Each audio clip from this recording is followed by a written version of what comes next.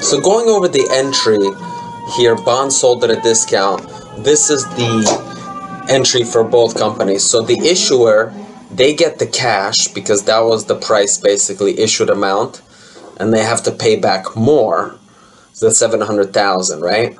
And this is the investor. The investor, assuming they're going to hold it to maturity and everything. That's another thing. Keep in mind, that is only if it's held to maturity. Do they going to record all these premiums and discounts? Otherwise, they're just going to market the fair value.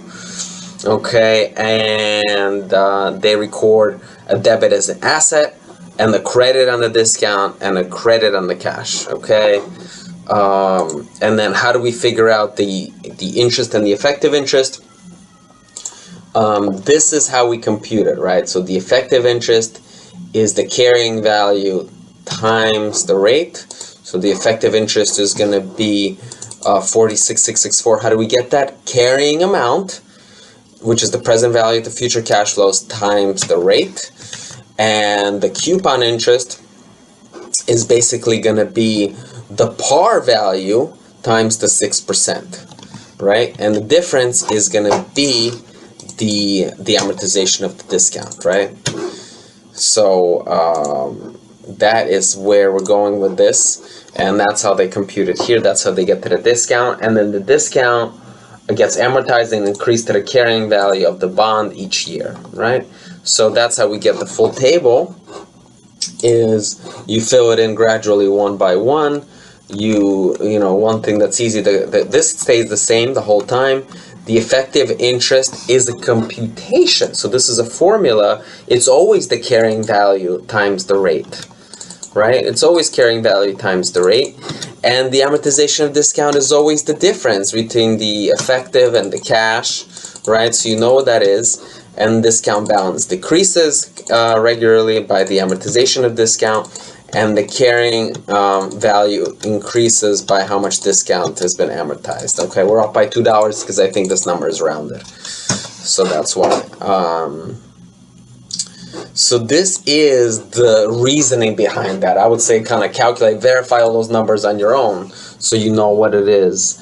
And then we have here the continuing with different coupons. We have a zero coupon. Basically a zero coupon means that it comes in at a very deep discount at first, and then you pay back all your. It's like if I borrowed $100 from you, but I said, you know what, give me 90, and I'll pay you back 100 in like 5 years.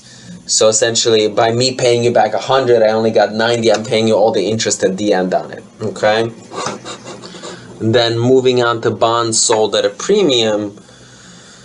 Same thing here. We have same situation. It's just that we have a different kind of rate, an effective rate. Okay, market yield. So it's 12% bond, but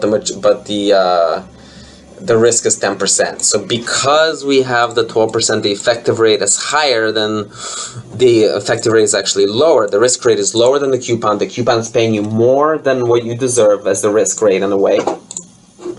We get the present value 735, boom, 735, 533, and then we do the same thing. We book it. That's how much is given in cash.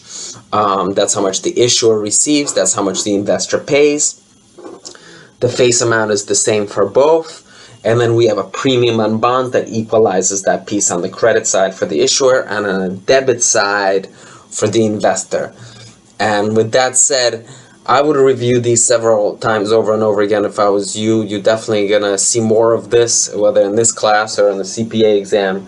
And the more you work with the spreadsheet, it will help you. And even the present values I would practice as well and see like how are they getting this amount. Really use those factors or just calculate it out yourself as well, and that can help you to better understand this topic.